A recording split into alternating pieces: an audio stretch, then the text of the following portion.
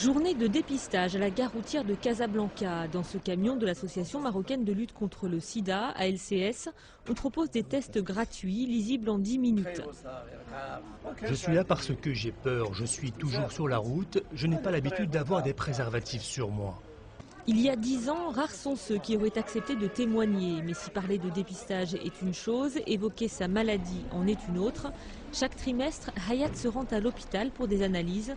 Elle a découvert sa séropositivité il y a 10 ans, après la mort de son mari. Mère de famille, elle n'a jamais osé révéler son secret à quiconque. Quand j'ai appris ma séropositivité, le monde s'est écroulé. À l'époque, je croyais que les malades du sida étaient emprisonnés ou brûlés. Le plus dur pour moi aujourd'hui, c'est la solitude. Je ne peux en parler à personne et si ça s'apprend, c'est fini. Mes enfants ne pourront plus aller à l'école. C'est comme ça, ici on n'accepte pas les malades du sida. Les séropositifs sont relativement peu nombreux au Maroc, environ 25 000. Tous bénéficient d'un accès aux soins gratuits. Mais la vigilance reste impérative, comme l'explique le professeur Hakima Himish, à l'origine du diagnostic du premier cas de sida au Maroc en 1986.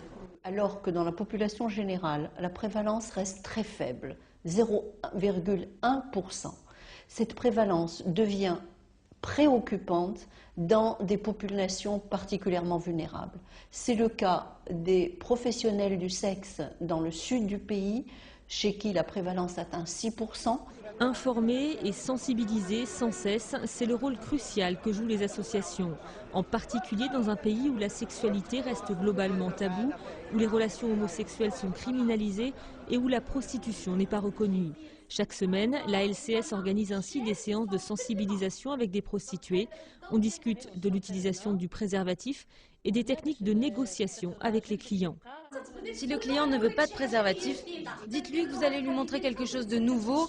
Par exemple, vous le mettez avec la bouche, en général ça plaît. Dans le Maroc musulman et conservateur, une telle ouverture détonne et prouve que malgré toutes les résistances, les mentalités évoluent. Une promesse de vie meilleure pour toutes les personnes qui vivent avec le VIH.